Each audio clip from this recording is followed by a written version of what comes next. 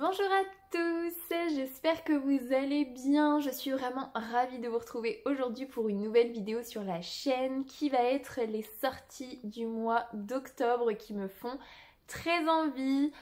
Je ne vous cache pas que je ne suis pas motivée et c'est surtout que j'ai un timing très serré pour la matinée, donc je vais essayer de faire ça assez rapidement. Bien, hein, comme d'habitude, mais assez rapidement. J'ai sélectionné uniquement des livres en brochet pour ce mois-ci. Il y en a quand même un bon petit paquet, donc du coup, on ne perd pas de temps et on commence tout de suite.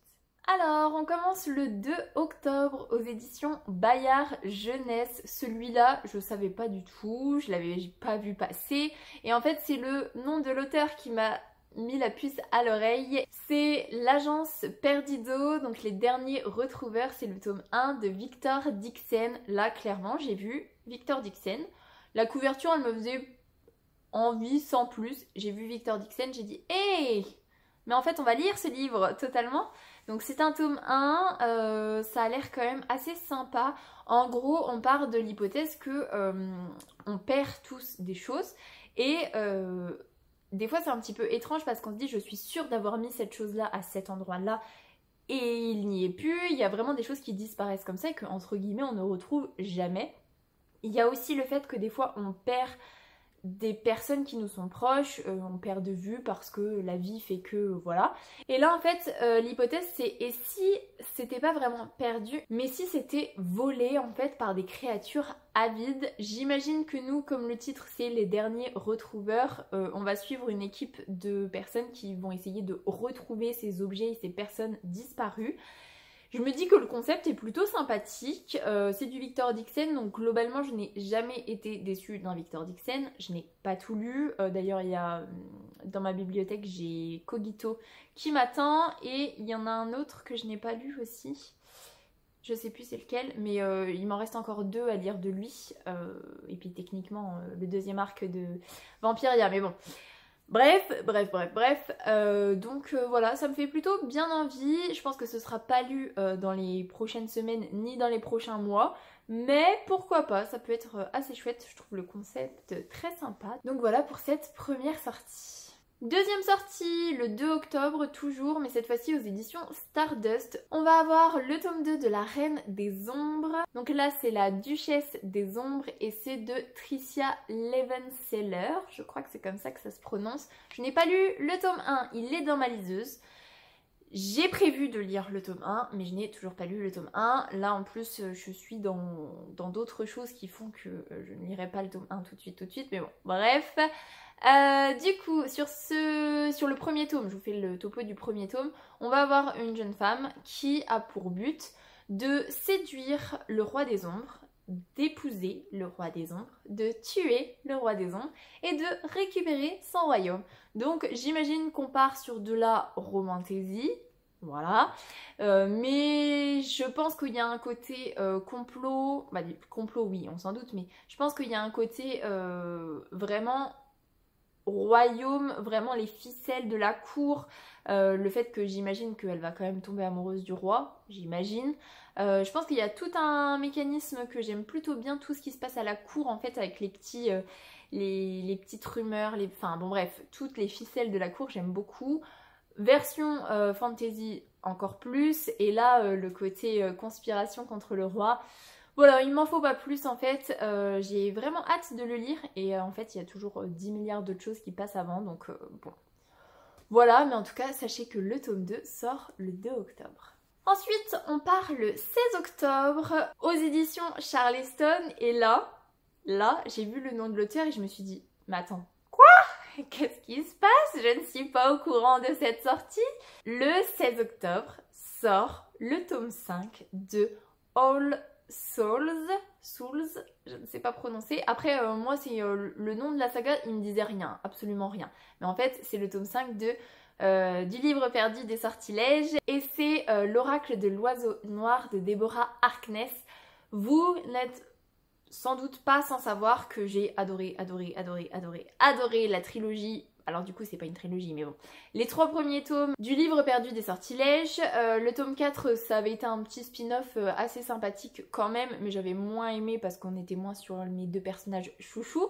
Mais là, le tome 5 que je n'attendais pas, visiblement on repart sur Diana. J'imagine qu'il y aura Matthew dans l'équation et d'après ce que j'ai compris c'est centré, enfin il va se passer quelque chose par rapport à sa fille et donc voilà, j'imagine qu'il y aura les jumeaux. Voilà, je vous cache pas que c'était la bonne nouvelle de ce mois d'octobre. Je ne m'y attendais pas du tout, mais je suis trop contente. Ensuite, ce sera le 17 octobre aux éditions Roncière. Là, c'est un tome 2. C'est Le Royaume de Vincula. Je sais pas si c'est comme ça que ça se prononce. C'est l'Aeternum et c'est de Jamie Applegate Hunter. Je n'ai pas lu le tome 1, bien évidemment, parce que je vous propose toujours des tomes 2 ou 3 de sagas que je n'ai pas lu. Mais là, j'avoue que la couverture me faisait quand même très envie.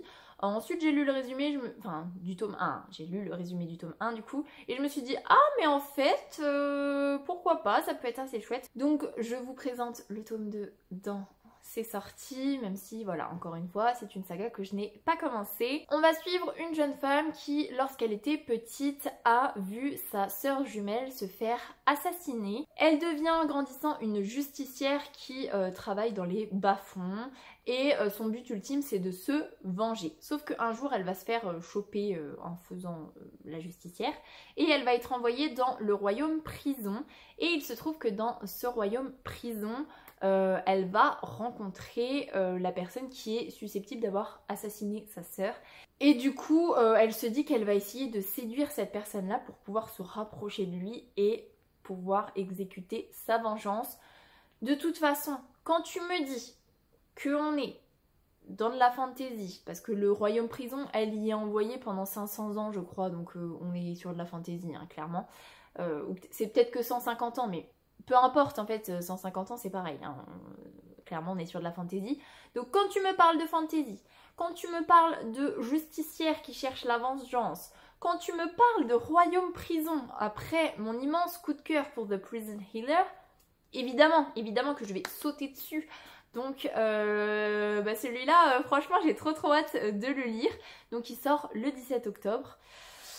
Voilà, je pense que ça peut être lu d'ici la fin de l'année. Après, je m'enflamme pas trop, mais ça peut.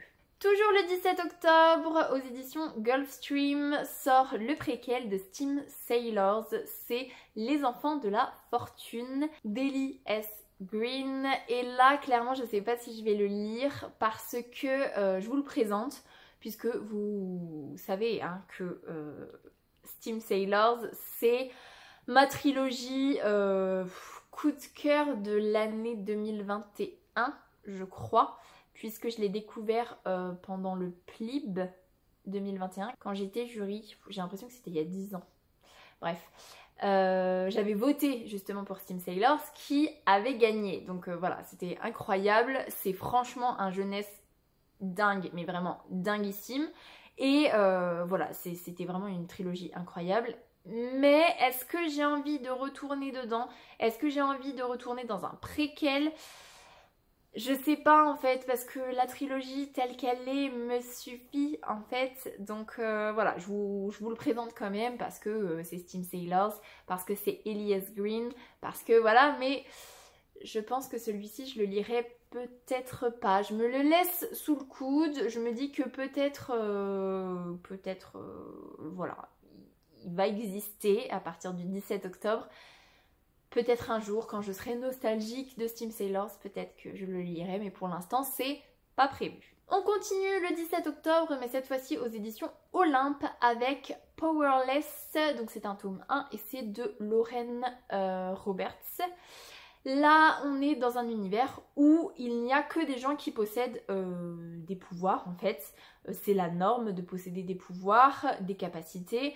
Et en gros, les gens qui sont sans pouvoir ne survivent pas en fait, on les exécute. Ce n'est pas possible pour eux de survivre dans cette univers-là.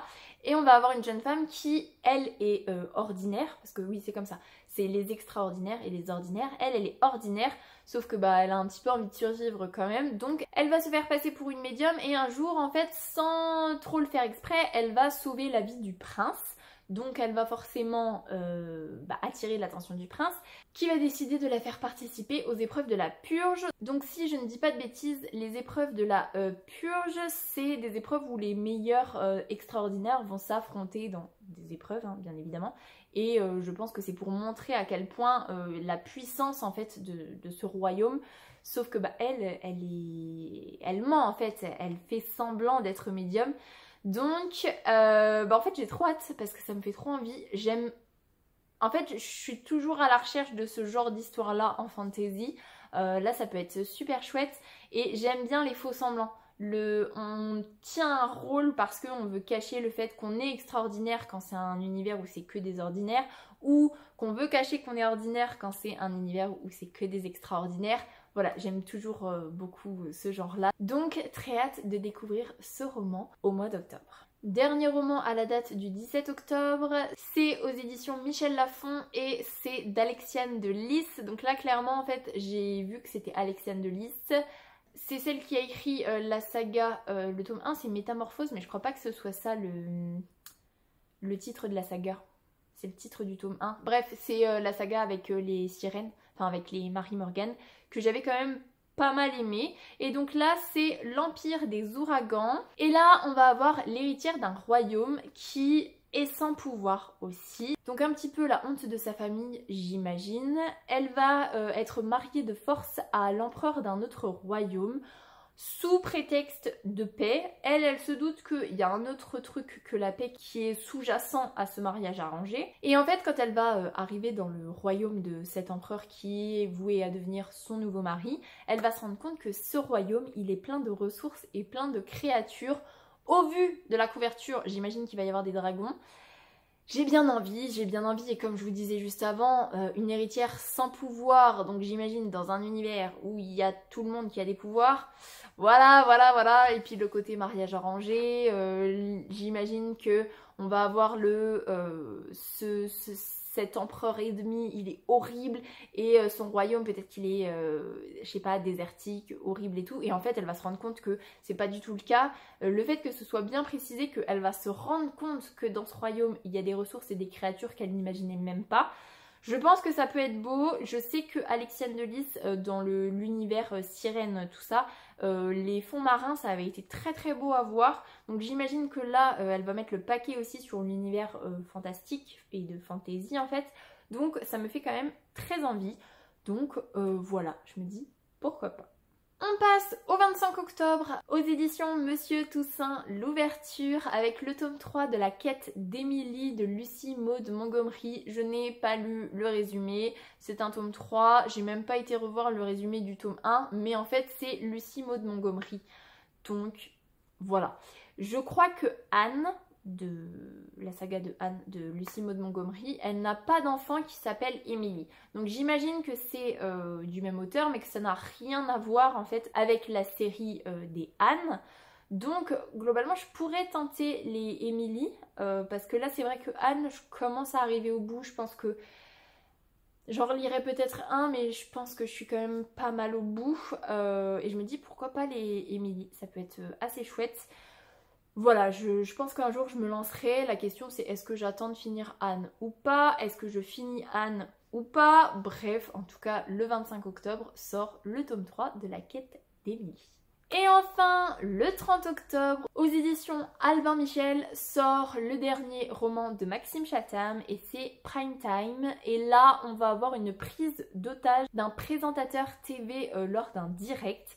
Et la personne qui prend en otage ce présentateur demande à ce que le direct ne soit pas coupé. S'il est coupé, il va tuer le présentateur et j'imagine l'équipe qui se trouve là à la télé.